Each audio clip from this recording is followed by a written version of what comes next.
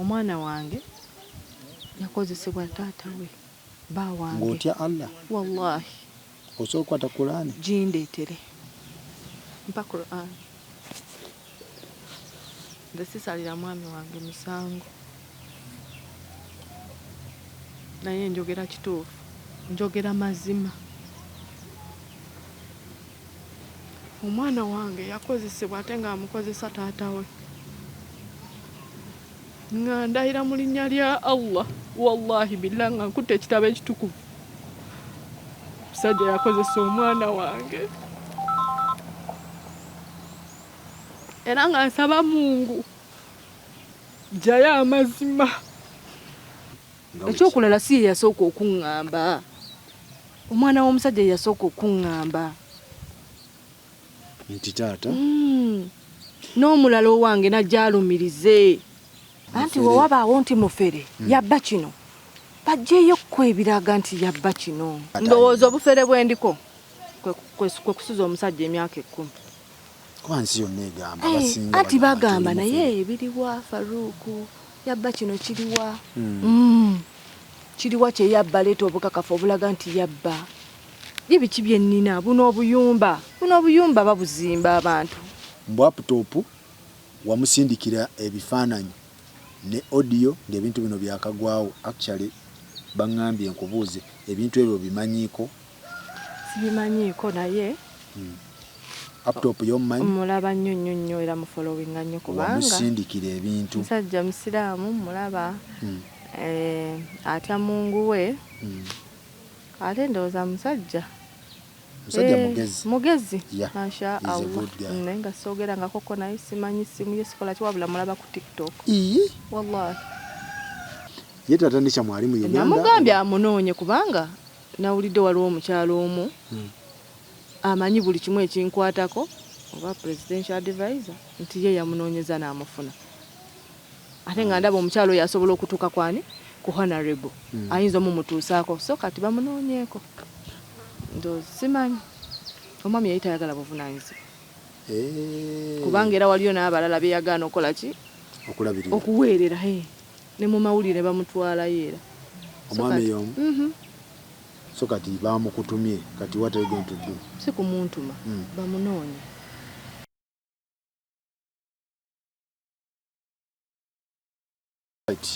Assalamu alaikum wa rahmatullahi wa barakatuh. Alaikum salam. Tubalamusizaako mwenna gye muwangaale okubeera nga mutufuna. Amanya nze Sakozi Faruku era nga ndi wano ne Hajjati Zula. Hajjati, salamu alaikum. Wa alaikum. Nsaba weeyanjule. Oba kati tokyetaaga na kweyanjula. Babuuzeeko abatulaba. Balamusiza nnyo basebo ne bannyabo. Hajjati kindeese wano tunyumyemuko abantu bansabye okutegeera gye nvuddewo ne Haji. Owa kintu wamutuwa. Kati owa Haji ono bintu byonna bibeere nga biri maridadi sana. Hajjati musisinkana mutya ne mutabuliki? Haji yansinkana ku mirimu. Tuna lwa market. Ese yali customer. Customer. Okay. Yali customer wange okumala ndoozi ebbanga lya myaka nga 2 nga mulaba nga ngulako emipiira gy'emmotoka. Najja. Abantu bansabye emboozi kubanga wabaddewo bingi. Ate wali okyali owa Haji, ate ng'ote ofumbe wa Mutebi. Ate waliwo omusajja mukupa wansi ku basement. Kati ng'ebibuzaabuza. Tugenda olaba amawulire nga galeese embaga. So Haji mutambula mutya obulamu bwammwe bujja butya? Yali customer wange. Naye ng'era nga nkyali eri omwami omulala. Mwami ki? Omundeeba. Naye nga customer agula emipiira biki byonna. Naye ndooza yaliko olugambo lwawulira nti ndooza nayawukana n'omwami. Kubanga yabimbuuzanga nnyo nga nze mugamba ndi mukyala mufumbo. Nga saagala bimugamba nti siri mufumbo. Kuba namulabamu ng'alinga era alina kyagala okuŋŋamba. Kati nga buli wabyogerako mulaga nti ndi mufumbo. Then nagenda okulaba nga akiremeddeko. netukwatagana ye naye yagamba nti naye by then yali mufumbo oba yali talinawo yali yangamba abafunamu obutakkaanya ne mukyala we naye nga yali mufumbo naye nga yangamba waliwo obutakkaanya nawe n'okiyingira saakiyingira lwakuba nti bwaliwo obutakkaanya oba omwami yali mufumbo oba nedda wabula nange nalaba namusiima yambulira byali nebiki byonna nensalawo nensikiriza mu mufumbiro nti kuba Aki wangamba Aki obala 3 kati by then Aji yali mufumbo oba yali naye ali awo aganaga nga tategeera ye yangamba omukyala gyali waka mama w'abaana naye nga ngamba tebakwatagana nti bayawukana kale kubanga waliwo n'ababisala ne bagamba nti n'embaga eno wateekawo embeera okulaba nga akola ki nga akuteeka mu mawulire mukakasa ensi mulina bye mukakasa emikolo gino gijja gitya emikolo omwami yajagala kuba yali yagala n'embaga ebeerewo embaga nze nagiyimiriza yayagala kuba nali mugambye ndowooza tukole bukozi meka nangamba nedda kusinziira ku mwami gwe wayawukana naye yali amumanyi kuba no Hajjali naye yali abeera nnyo mu ndeeba nangamba njagala ensi yonna etegere nti nkututte bakakase era twakola emikolo 3 ogwano yakyala ewa mama wange nakyala ewa senga nakyala ewa tata wange then nayanjula emikolo 3 gyonna yagimalayo embaga nenjigaana why nalaba nga twonona bonoonyi ssente olwo Wamutebi wali yo wamutadde right wali wamuta era emikolo gigenda okubaawo kuba nawulira nti ate mukupa complex wagiriko tewagiriko nali ku Nalubwa market tewali mukupa ekyakasiwukira kyekiriwa ye Nalubwama kuba ate waliwo yagadde agamba nti mukupa ku basement waliyo Haji gwe wali naye yoyo tata w'abaana oli Hamisi mbwera oyo wamuleka omusudde yoyo tata w'abaana nga omuggyeko sente zonna ebyobugagga byonna yoyo tata w'abaana omukulu kyenasookera no ne mugenda mu mbaga kwanjula mwakola kwanjula olwo amawulire gano era ye yagagira oba jasa amawulire gajjabuzi kuba bakuba omwana wa minisita yayita mu wamawulire namugamba amuleetera omukyala yali akola ku NBS omuvubuka bwe yali wa bifaananyi n'awaayo ebintu ebyo ku NBS omukolo ne bagulaga ku TV naye ng'omwami yali akyagala omwami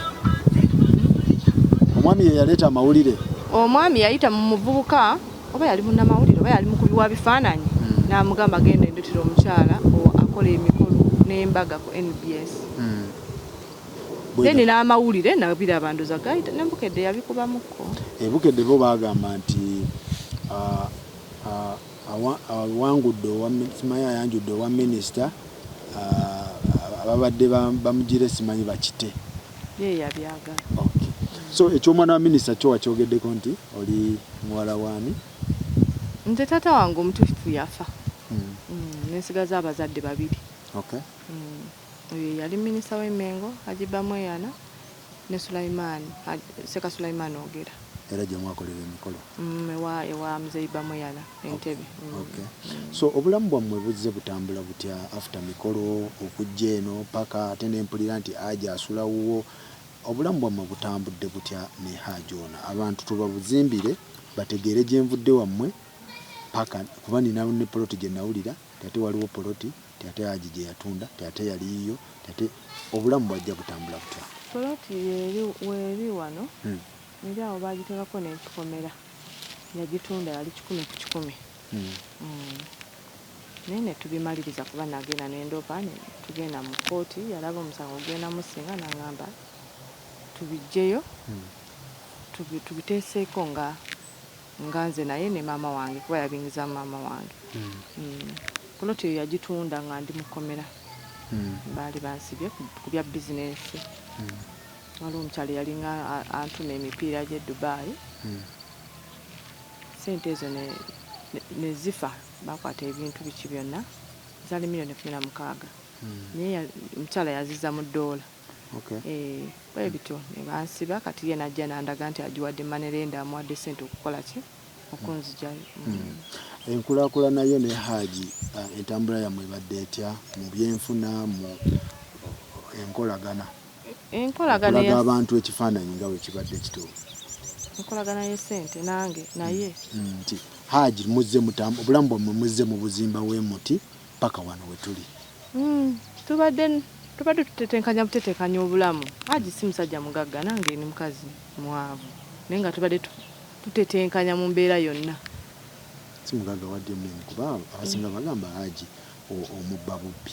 Kati ogamba nti si mugagga mba sikutegeera bulungi. Hajji talina nnyo ssente, tenyinza okugamba wadde nga abadde asobola okulabirira amaka ge. Kuba kati wakolera wali emutundwe natunda ku ttaka lyange waneeno. Ettaka eryo baali balitunda nga nannyini yali yeewola looni mu bbanka. Awali washing bay kati wakolera. Nannyini wo yeewola ssente mu bbanka ekyapa baali bakitwala bbanka ng'ebigitwala ne bagamba Hajji.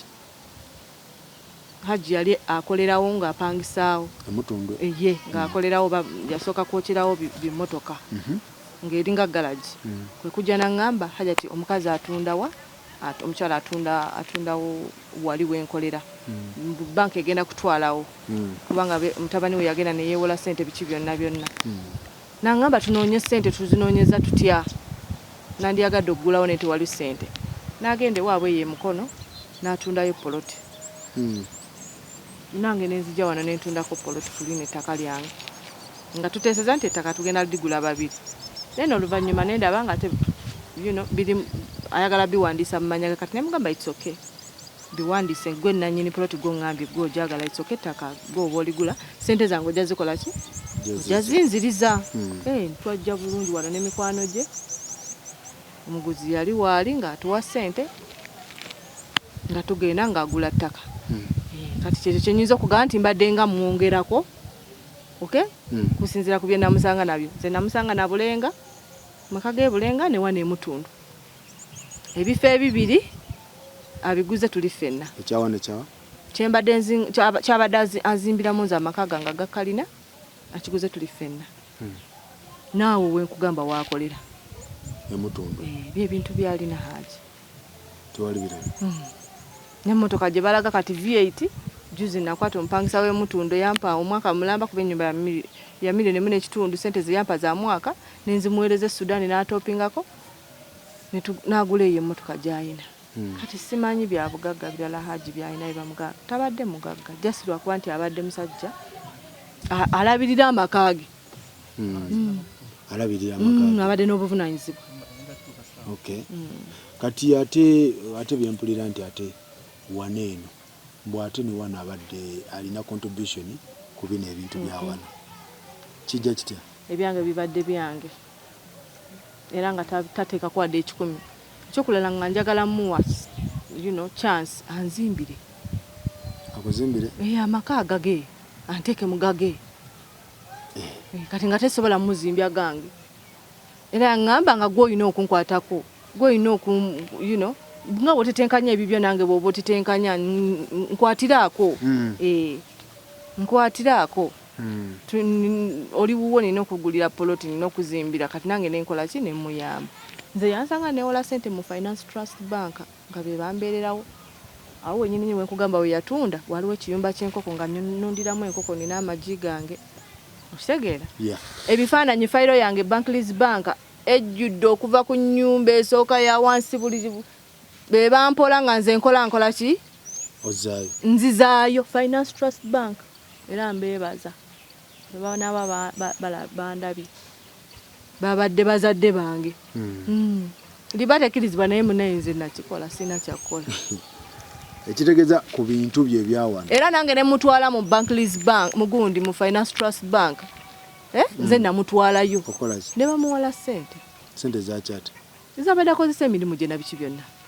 era alina looni enene nno n'agula emmotoka empya etwala ebintu by'e Sudan. Gundi Finance Trust Bank ayo yakola yazimuwola buli kimu kyonna. Bwe bagamba nti Hajjati oli mufere sibumanyi oyinza okuba olinawo omanyi bye wamutwalako otunnyonnyola Hajjati nti kino mbutuufu kiri bwe kiti ne bwe kiti kuba naye ajja vaayo ndowooza obufere bwendiko kwe kusuza omusajja emyaka 10 ewo ekyo kyombadde nkikola bwe bufere bwenda kwe kumubba ndooza kwe mbadde mubba ewaka asuliddewo emyaka 10 wadde nga tubaddemu twawukana twafunamu obutakkaanya ne tumala ndooza omwaka 1 n'ekitundu oba 2 nga tuli ffenna olwo yatunda ettaka lyange obuntuntu bwe butyo nga bumanyi obw'abafumbo naye ne tumala ne tuddiŋŋana kati nze simanyi bufere bwe boogera gye buva n'abo be bagamba benziba baliwa benziba abasajja be nabbako ebintu bye biriwa baveeyo babirage buli gwe wabbajje bajje bwe nasookerako okuzaalira abaana sirina ke najjayo ate nga naye naleka nina byenzimbye naye ewamutebi ewamundeeba wano woolaba nagulawo endagaano nzirina mutebi yakimanyi bulungi nnyo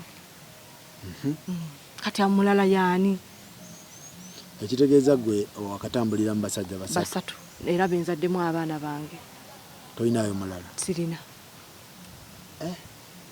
tambudde nnyo obwenza okusanga oli ate nga basukkawoko oba tutambudde nnyo so gwe obufere tonabulabawo sibulabawo gwolowooza lwaki bakikuzingako because ensi yonna tesobola kuganga nga egamba mufere anti wewabaawo nti mufere yabba kino bajjeeyo kwebiraga nti yabba kino kuba nsi yonna egamba anti bagamba naye biriwa Faruku yabba kino kiriwa kiriwa kye yabba leeta obukakafu obulaga nti yabba ye biki byennina buno obuyumba babuzimba abantu era bwenzimbye bwe buliwo biriwo ebira sina binene Faruku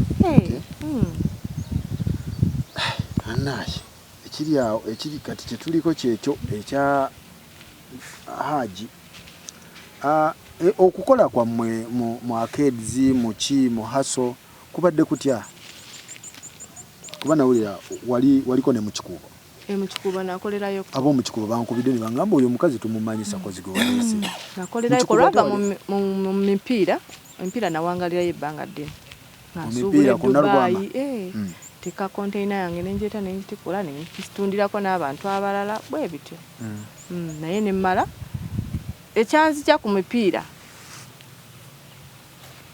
omwana ono omulwadde yantawanyanga nnyo nga banziba nnyo ekyokulala nga ate omwami ono gwe nafuna ng'agamba tali comfortable kubanga nkolera wali ate nga waliwo taata w'omwana oli bali abakulu kuba twali tukolera wamu mwami kigotogera mwami yasooka taata w'abaana twali tukolera wamu atali comfortable n'omugwa tusika mungi bakasitoma be bamu okitegeera kuganga tulwanira balwanire like okitegeera nangamba vaawo nembivaamu nengenda mu kikuubo nagenda mu kikuubo nentandika okukolerayo naye era mu kikuubo era yannemesaayo ani era omwami mu kikuubo ng'okola biki era nga ntunda cakala nga nina abaami bentuma ebintu okuva e China Haji n'akulemesaayo Haji Amesi ajali nga waayi nsonga ki abasajja bali abasajja bagagga bagenda kutwala ate nze sibeerawo kakati nowandikoze booti biki byonna n'agenda n'ayita mu baami abo be nali ntuma ebintu basiraamu mu nnyambe mukyala wange biki byonna byonna namwe muli basajja natufunamu obutakkaanya nenkita olwoddawa nenzira ku mayumba gange ekitegeeza ekibuga n'okinnyuka nkinyuka naye ate nenzirako omugundi waliwo kampuni ya mukwano gwange ali Kajjansi akola Max Band mbadde nga sizikizanga Faruku bwe ntakino nga nkola ki kuba njagala olaga abantu na Max Pani nengula emigabo mu kampuni yomo nga bakuba Max Pani ezo bazoocha batuka okujjula bampita nga nsuubuza ezange nga ndyako ezange amagoba nga nzizaayo bwentyo bwe mbadde nga nzija ntambula nga ndi waka so Haji yagamba odde waka no stopping ebyokukola nalaba nga abantu bali benkolagana nabo batuuka ne bambulira ekituufu bangamba omwami watulemeddeko in fact nali njagala tandika nze kenyini obyeri cyane ne ngamba wayi kambireke nenkita ne ngamba kanzije nga ekiroto kyange by the kibadde kyakuzimba apartments nga nze bwe mbyempuliramu emirembe nyongere ku bwe nnina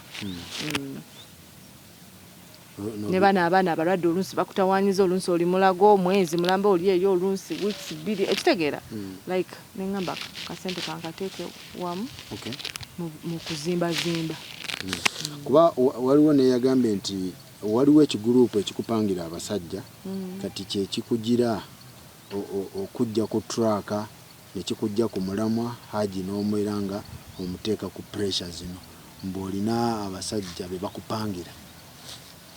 How true is that? Sibituufu. Sibituufu byeboogera. Okay. Bantu boogera tobagaana kwogera Faruku. Yeah. Bantu boogera buli omu kyayagala nakyogera toonookola ki. Mubireka. Sibituufu mukwano. Kuba nawuliddeko nti nawulidde bakutumye taata w'abaana. Ensonga za taata w'abaana zino zijja zitya ate taata wa Nisha. Ebintu bya taata wa Nisha ate kati bijja bitya. Kiki ekigenda mu maaso? Taata wa Nisha Honorable waliwo nagendayo ewuwe n'angamba obuyambi bw'ayagala okunfunira eri abagaba obuyambi. Kusoma kola ki? Kusomesa mwana. Okay. Baagala okufuna like okufuna okukkirizibwa taata w'omwana ne maama w'omwana fembi. Consent. Yes. Kakati ne mugamba nze taata w'omwana ndudde nga simuwuliza kyokulala n'omwana yennyini tamumanyi kugamba byali bingi bye twayitamu naye era ne munnyonnyola. Minister. Former minister. Yes. Kati juzi yesterday oba nagenzeeyo era n'angamba kimu naye n'angamba nebino ebitambula eby'endagamuntu mbunina endagamuntu 2 olwokusiina ndagamuntu 2 simanyi nina 3 simanyi nina 4 siina ndagamuntu 2 nina endagamuntu 1 ndagamuntu eyasooka nalayira. Okay. Ngenda ne bagazeeti nga buli kimu kyonna ekintu kirimu gye biri mu gazeeti Entebbe bulungi nnyo nennira ndowooza ekimanyiiko. Naye abantu tobagaana kwogera mukwano bye baagala okwogera buli kimu ne babuukira kino ne babuukira kiri. So kati Amiisi gyali Amiisi tafanga nanti nze ku lwange nali namufiisa ate munnange omuntu yakulekera abaana kigasa mwana omuntu yakulekera abaana n'owekubira endulu nga oyagala buyambi n'abakulekera obakuzizza kati ate ngero ogamba nti ate nanti kati eno opportunity ndowooza esaawa ebagatte opportunity ey'omwana okutwala future y'omwana mu maaso olwokuba nti njagala buyambi kuweerera omwana omwana gavumenti ya Museveni yaleeta bonna basomi ajja kusoma. Mungu kye yamutegekera Amiisi yakola ki? Mungu kye yamutegekera toyinza kiziyiza bw'abanga ddala Honorable yasalawo okuyamba omwana ajja muyamba nga Mungu ekyo yakitegekera omwana wange. Kiriba si kitegeke teri happening teri kigenda kubeerawo nga Mungu teyakiwandika ku mwana wange. Ye taata Nisha mwali mu Uganda. Namugambye amunoonye kubanga nawulidde waliwo omukyalo omu amanyi buli kimu ekinkwatako oba presidential advisor nti ye yamunoonyeza n'amufuna. Ate nga ndaba omukyalo oyo asobola okutuuka kwani ku Honorable ayinza omumutuusaako so kati bamunoonyeeko. So kati kitegeeza gwe tomanyi mayitirege? Nde simanyi. Amiisi tomanyi gyali? Nsimanyi. Naye nga gyali mulamu lwakumanze ku lwange nali namufiisa. Mu kumufiisa mu byalaavu mu kumufiisa mu okubeera taata w'abaana namufiisa. nti tekimujjaawo kubeera nti mwana we. Mwana we naye namufiisa kubanga abadde tafaayo.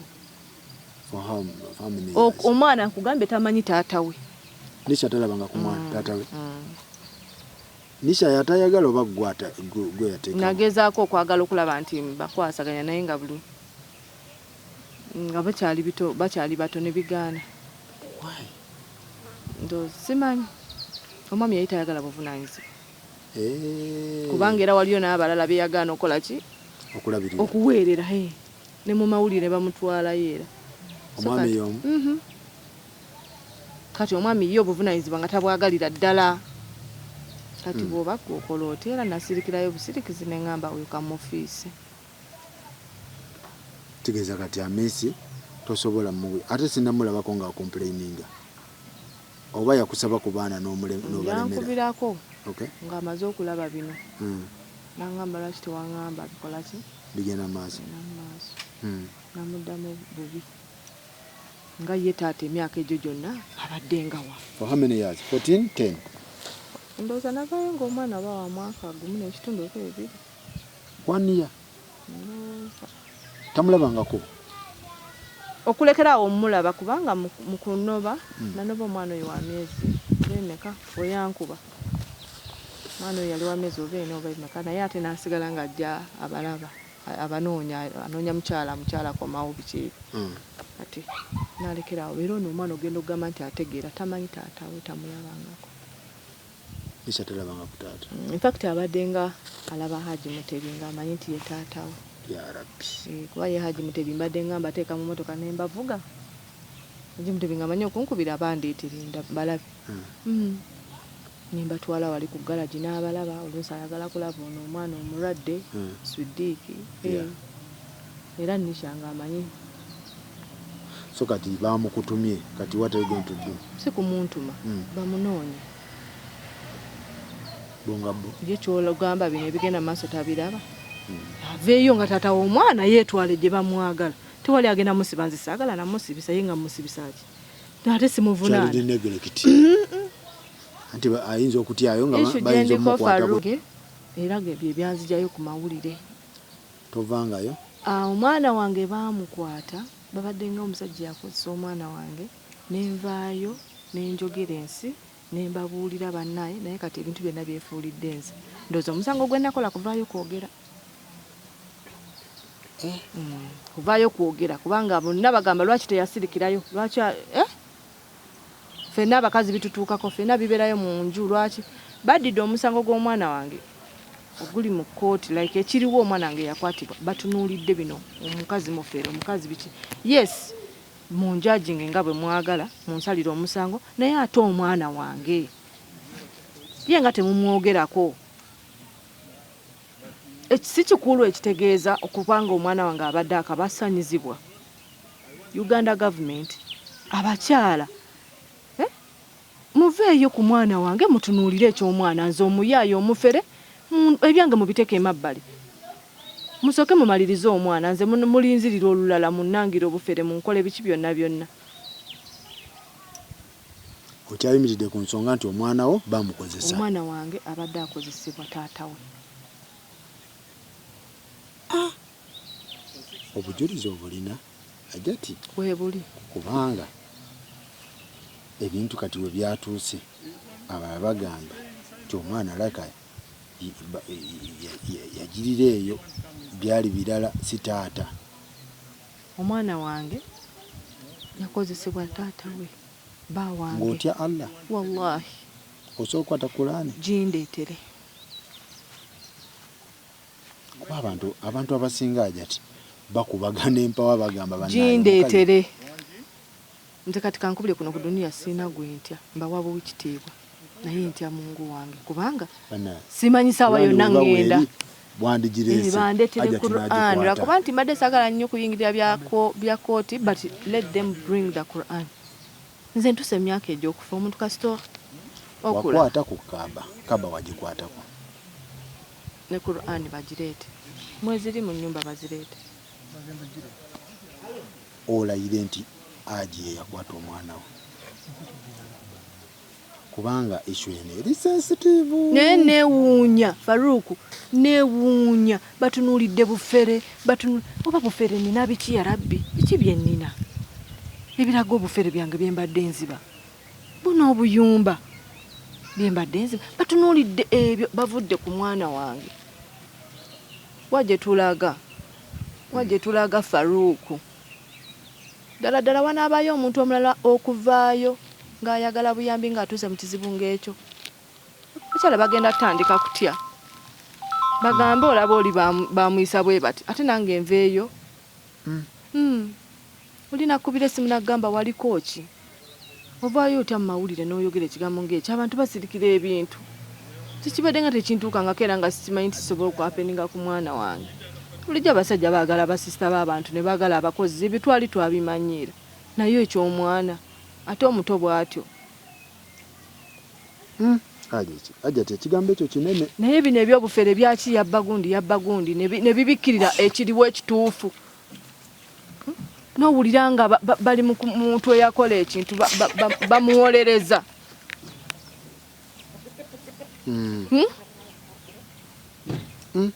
Kurani yino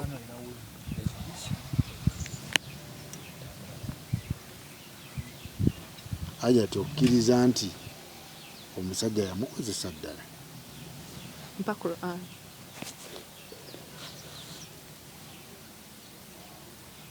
Faruku, nze sisalira mwami wange musango, naye njogera kituufu, njogera mazima. Omwana wange yakozesebwa ate ng'amukozesa taata we. Nga ndahira mu linnya lya Allah, wallahi billahi nga nkutte ekitabo ekitukuvu, musajja yakozesa omwana wange. Era nga nsaba Mungu jjayo amazima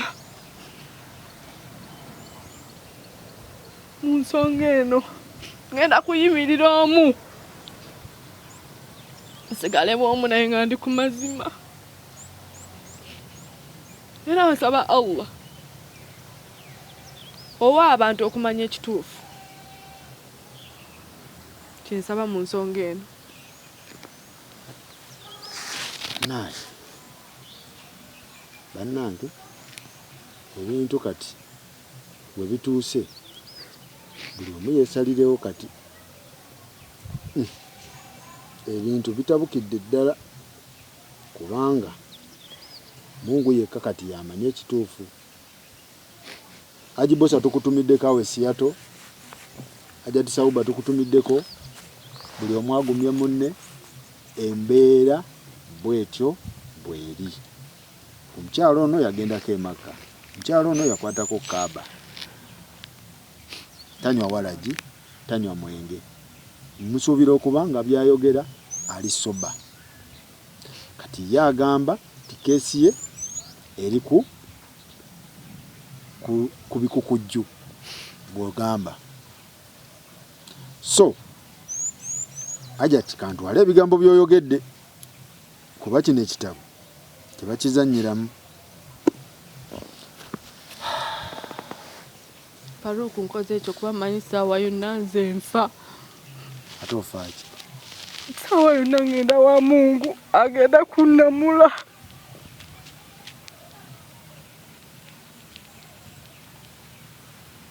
Ki ekisinga okuluma mu bintu bino?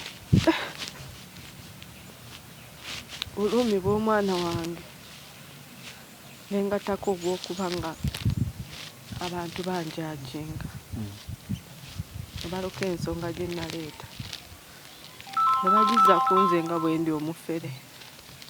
Kinnuma eggwanga Uganda n'abakulembeze mwebali kugenda okulaba omuntu obuvunaanyizibwa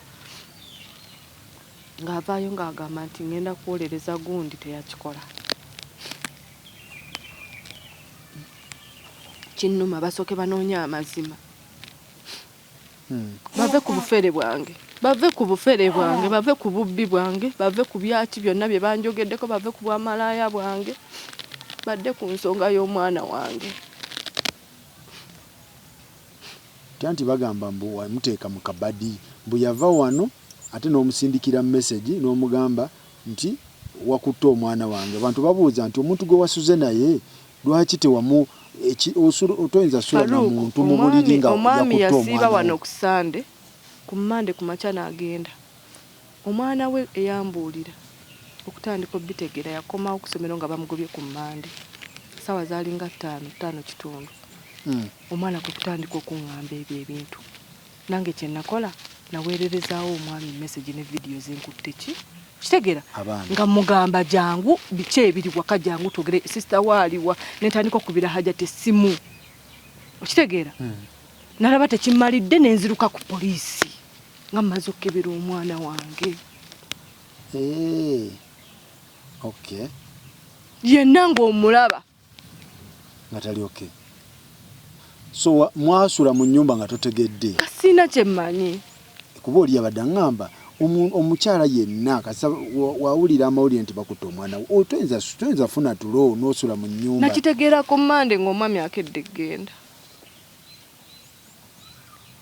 Okay. Mu kugenda yagenda ne miliyoni y'essente gye namuwa nti gintere ku akawunti yange. Kubanga nze siva waka siteratira kuva waka. Ali sigenda genda mu town. Ne mugamba agenda ne sente ezo zintere ku akawunti. Kati tulina buzibu waka. Wende ku Sande yasiibyewo. Singa waliwo entalo nti oba tuli mu kulutalo kutuuka n'okumuwaayiriza kino ku Sande yandisiibye waka. Wabula waliwo abagenyi abali bazze okunkyalira. Kati omwana agamba ku Sande yamuyita mu kisenge n'amugamba nakugamba tobangako kyoyogera kyonna. Kyokka ku Sande okwo nga ku Saturday yebase n'omwana wange. Ne ku Sande omwana agamba ekiro yali azzeeyo. Omwana neyeerwanako. Kati yatya kubanga ffe tetukyaza abagenyi. Yalowooza ku Sande okwo abagenyi bazze oba ng'agamba oba Hajjati alina kye yategedde lwaki abagenyi bano bazze lwaki. Okitegeera kwe kugamba omwana eri nakugamba tubangako kyokola ki era omwana byayogera. Ku Sande n'asulawo nga tetulina lutalo. Ku Mande akeera agenda. Bwatuuka eyo sisita we n'amukubira essimu kuba nali twalina olutalo oluyomboyombo lwe twali tulina lwa biragalalagala va ku biragala. Bebyali ewaka biragala ng'olwo mutisatisa nga mugaa Hajji ebiragala mbikooye va ku biragala. Biragala bituufu si bituufu singa bamukebera. Bamukebera kite bamukebera. Bamukebere. Wallahi bamukebere nga results ntuufu bamukebere. Titalina mu kiragala mu musaayi. Bamukebere. Bamukebere. Otyo? Sisa we n'amugamba. Bwe yamugamba Hajji kwe kunkubira essimu. Nangamba kati ate byotandise okwogera byaki. Ebyamagoto bisirikira. Tubadde tukirina ekifeke waka nga nakugamba danze mbinywa lwa stress zange zennina. Nja bikendeeza nja bivaako. Ate kati otuse n'obigamba sister wange. Tuli ku ssimu twogera. Ndi olutalo lwabadde waka lubadde lwanjaga. Recordings zino kuba buli omukwano gwange yambuuza nangamba omukazi nga buli kamu recording everywhere recording. Why recording? Nde simu yange recording watandika ddi mu recording? Essimu yange oluusi tubadde tukozesa nnyo naddala nga nnyezi nga nkozesa nnyo WhatsApp. Okay. Kati zezo recordings zirabika ziri mu simu yate za direct phone call za WhatsApp eziri direct essimu yange nali nagiteekamu recording kitegeera nga bwe njogera naye ebeera recordinga naye zisinga za WhatsApp. Okujjako bino byankubiranga nga ali mu kkomera. Okay. Ezo zonna mu recording nga ngera bi recordinga. Oli n'abuuza nti mu baana bonna why yours why Nisha why kyeneebuuza kitwagala okutegeera nange kyeneebuuza ne Faruko mwana lwaki mukuleeterako kwana n'omubuuzaako lwakuba kati ndaba ate tali mu mbeera nnungi bw'obimugamba like olaba atabuka kitegeera amanyi ogambe waka nkooyeewo amanyi ogambe kitegeera abeera mukkaaba abeera mu kamera nja mulabako bulabi waafaanana ndabe ekifaananyi. Ekyokulala si ye yasooka okuŋŋamba. Omwana w'omusajja yasooka okuŋŋamba. Nti taata? n'omulala owange najjalumirize nze Mungu yampa bubikisa n'agamba nti muddu wange recordinga anti waliwo era abuuza nti omwana wa mujjawo asobola okuwa obujulizi ku taata we ate omukulu bw'ati atali muto ate omwana asinga okwagala mama w'omutola nti taata wa muzaala omwana yali byayogera nga tamanyi nti bigenda kutuuka wala kuba yaŋŋamba mami togamba beebulenga ng'alaba nzijeyo essimu mu kavidiyo ako ekigambo ekyo mwekiri konze sisobola kwembuulira olwo ng'amaze okuŋŋamba nti nina bye njagala okugamba mbawulidde mwogera ne daddy omugamba drugs kitegeeza kino drugs ze zimukozesa kino konze ate kiki nzijayo essimu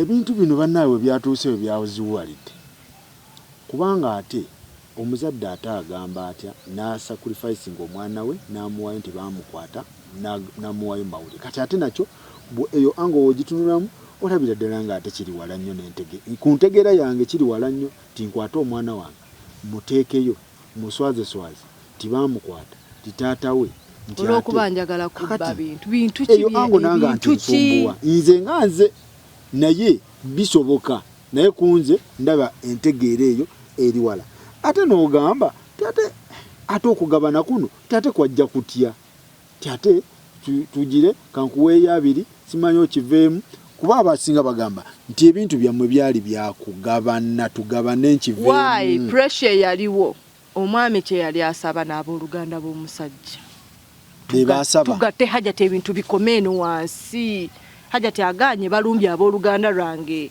ne balumbye n'emikwano gyange Bahaji Kalyango, Bahaji Yusufu Segayi, Bahaji Buwembo babayise Sekasema babayingiza mu kintu bonna bali kimu bakubira Hajjati ensonga zikome eno tubikirire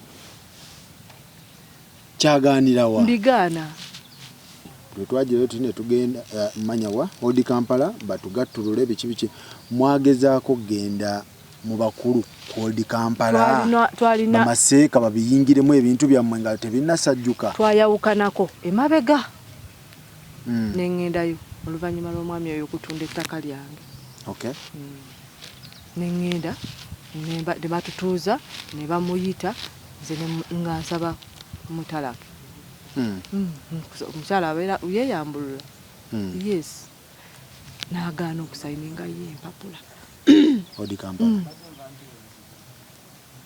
ate bino ebyawaka kuyombayomba Bamaseeka abanene babituula ye lwaki awo ndowooza we nandigambidde nti munnaye twawukanye mpe bigenda okulabirira abaana nga saabisaba ate kwolwo mu divorce kuba twayawukana bulungi nnyo n'amala omwaka gumu kitundu oba ebiri nga tali mu bulamu bwange anti waba gw'atalase tetukuwa nga wendi nga era nange nali sibyagala oba gw'atalase tetukuwa nali sibyagala kati like kyeneebuuza omwami twaddingana tubadde tuteesa bulungi ennyumba abadde aginzimbira nga yange kiki kyembadde njagala ate okubba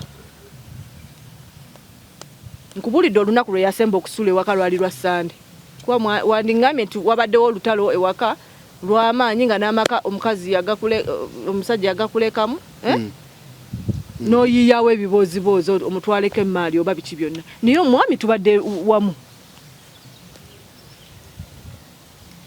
so kuno okukwata okwasembayo kwali fresh kyotegeeza Saturday okwa Saturday yes ate bagamba era okukwata okwo omwana ono kwategeerera ono eyajja obuzi muwani omuto muganda we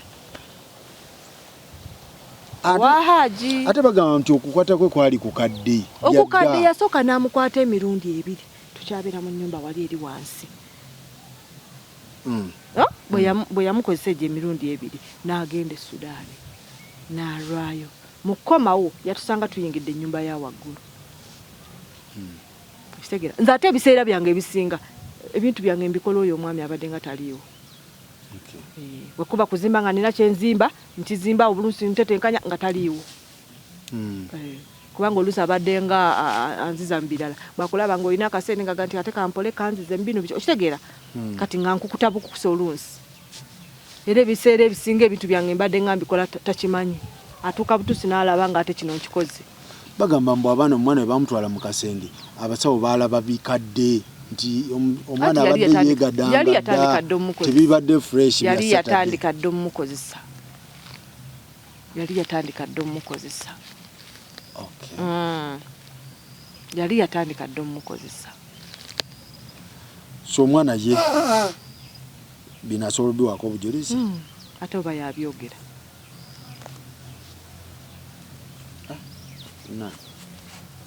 ebintu bino ndowooza katumalirize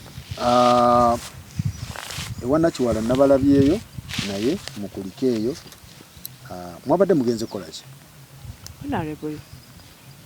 byabadde bya scholarship naye tesaagala byogerako kubanga ndowooza mwena mwabirabye ebyabaddeyo kuba nze nabadde simanyi kikiriyo bampi tagenda kwogera ku bya mwana oba kusayininga mpapula ki omwana agenda asome ngenda okulaba nsangayo abantu ba Haji oyo omusibe nga 30 full figure bani mikwano gya Haji bana beeyita ba best man abali ba best man bani bonera nga natuula nze nga simanyi kiriwo bajja omulundi gumu ne bayingira ne banzigalirawo olugi ne bangamba sifu byonna ebyaliwo mwabirabi ndowooza kuba nawulidde wadduse kati kubanga bandibadde baŋŋamba nti meeting tukuyise naawe jangu okona abaki n'abantu bo nemanya kiki eŋŋendamu neŋŋamba abantu bange ne bamperekerako. Mwebadde ogenze ku ki kusayininga enza nti tubadde tutambuza bya mwana kati neewuunyiza abantu gye baavudde. So discussion teyabadde ku mwana yabadde ku birala ebyabaddewo ndowooza abantu basobola obbiraba byonna. Alright. So bwekityo bwe kiri mwami Mutebi mwami Amiisi minisita Nakiwala akunoonya akwetaaga maama ono ye tali ready kukuleeta kukutwalayo so oba osobola please weetwaleyo naye ng'ate gwe tosabangako mwami Amiisi buyambi bbanga lyonna. Ekyokulala wandibadde olaga ensindo za Faruuko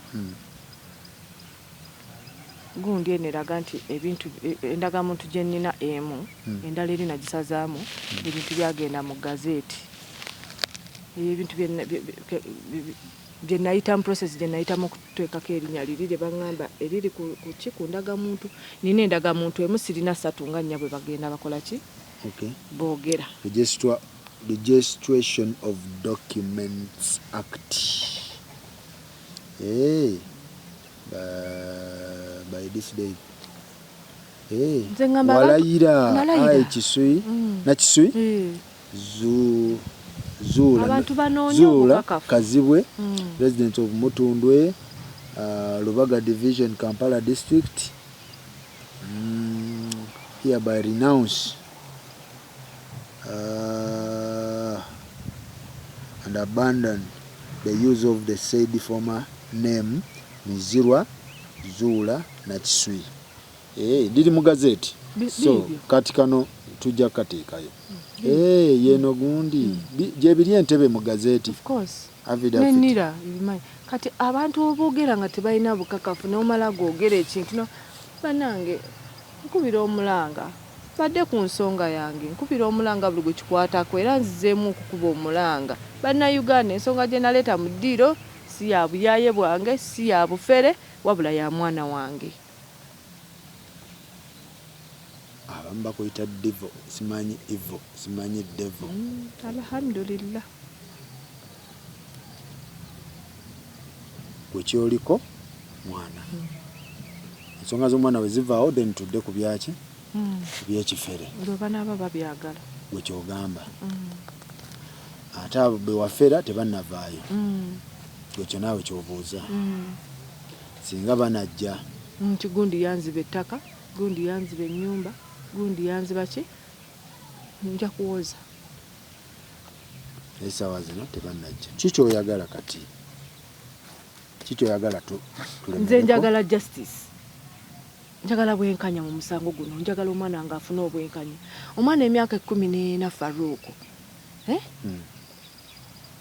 atasobola kwesalirawo gwe bagamba bali mukogerera mwana wange mbu yali asimanyi oba ayagala simanyi alina boyfriend simanyi alina byonna bye boogera byonna okitegeera omwana emyaka 14 abamu bagamba mbu ali mu senior 3 simanyi wa myaka 18 omwana nge teyasoma P6 bajje mu ssomero lye yasomeranga primary bategeere omwana nge yabuuka P6 teyagisoma n'agenda mu P7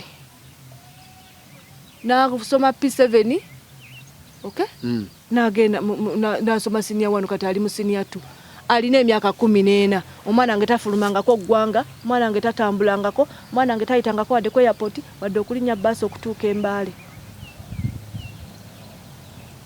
njagala bavaayo okwogera ebyo byonna simanyi yagenda ki wa Mexico munoonye obujulizi n'obukakafu bannayuganda kiki ekiriwo mubamulabako e Mexico waliwo atuuka e Mexico nga tayise Lutu ye yamutwala Lutu omumanyi Peter yamutambuza Lutu wawa we Boston wa Uganda saagala kwogera ku bantu Lutu ye yamutwala n'amuyise Mexico yagenda ne Peter Faruku wanji bagende ku airport checking immigration checking passport oba gundi yonna kaani borders omwana yali abuuseko ku border ye Uganda yonna kuba bayinza okugamba nti teyayita ku airport wasanga bamukukusa ne bamuyisa mu bibasi tebaba na records ezo musingo okuyisaawo ebibyo astagfirullah byamaguzi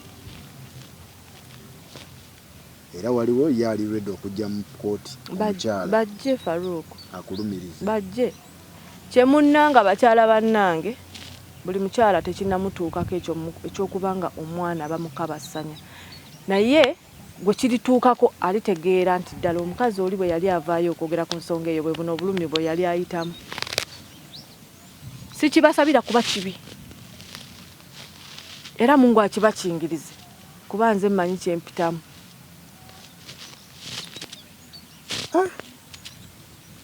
keesi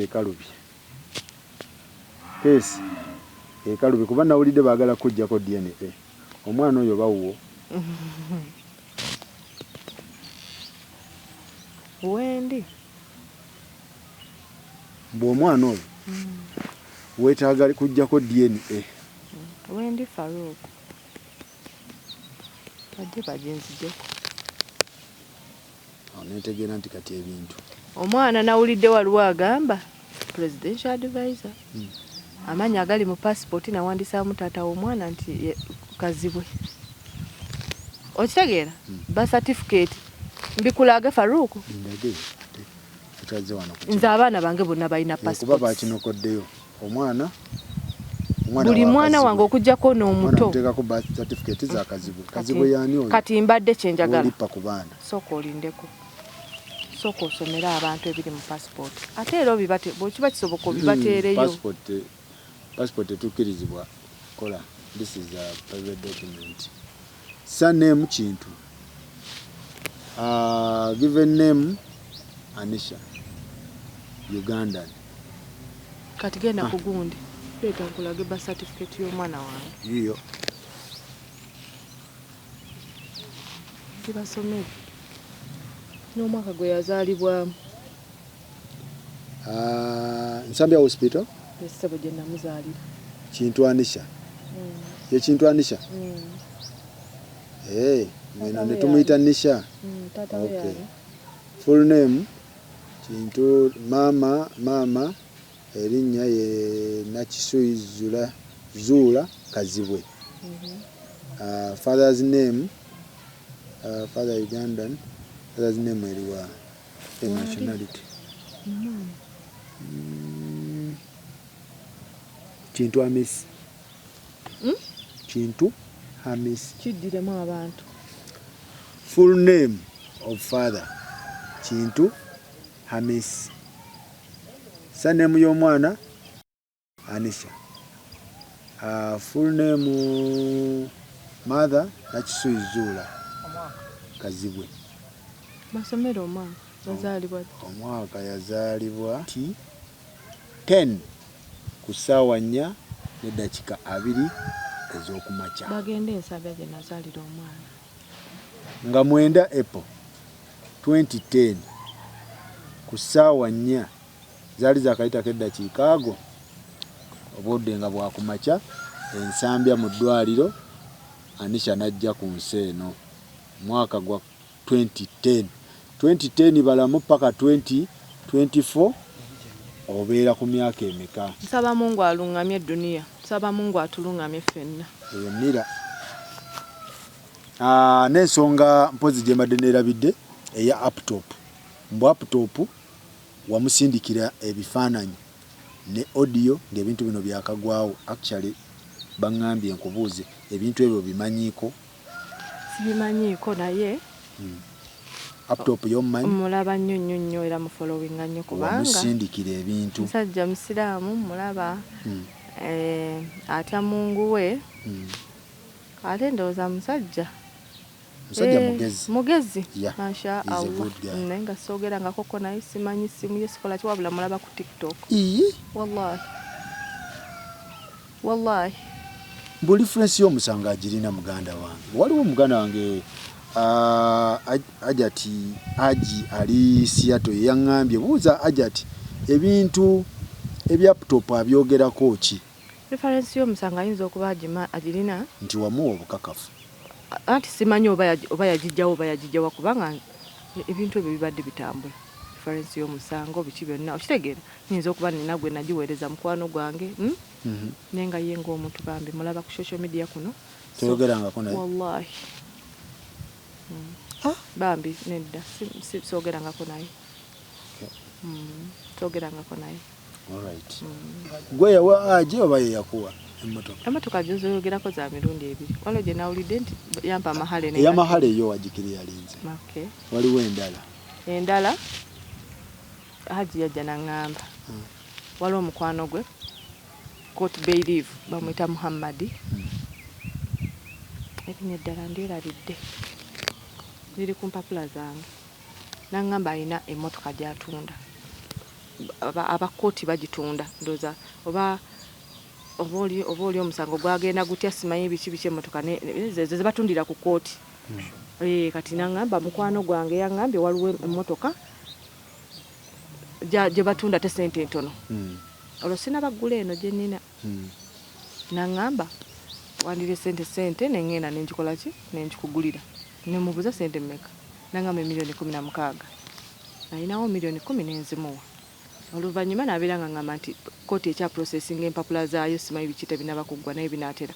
Mbu mukwano gwe n'addamu n'amugamba aleeteyo miliyoni endala 3 n'azinsaba n'enzimu. Namuwala ffe miliyoni 16. Angulize emmotoka. Motoka nefuuka emmotoka. Motoka bwe yamala n'aŋŋamba nti baagiggyeyo ate ne bagitunda. Ngenda n'empaaba omusango era ne looya wange waali ebipapula ebyo abirina. Ne tugenda ne mu kooti n'omwami n'akkiriza oli Medi nti kituufu Haji yampa ki? Yampa ssente z'emmotoka Hajjati. Naye nange emmotoka waliwo omulala eyabirimu nange n'agitunda. Okitegeera? Mukwano gwange twali tubirimu naye. Kati ne tumugamba lwaki we mwagitunda temwazza ssente zaffe. Kugamba nga Haji andaga nti teyakirimu. Oli mukwano gwe yayagala okukola kinze ebintu n'embitwala paka mu kooti. Omwami nampaako miliyoni 4 ne wasigalayo miliyoni 12. Paka naguno gwaka. Kati kooti yali ensazeewo negamba yasazaamu layisisi ye eyo kooti bailiff. Omuvubuka n'abeera nga nkubira essimu tugende tuteese simanyi biki layisisi bagizza obujja biki byonna bina takyakola biki byonna. Mugamba sooka omale okusasulako ssente ezimu. Wakiri zikole ki? Zikendeere. Kati ebyo tubadde tulimu n'oyo omuvubuka. Bamuyita Muhammad ani neerabidde erinnya. Naye nga kooti bailiff. Okay, kitegeeza obadde nnyo n'akasente ko k'omubanja. Ani? Haji si banja Haji.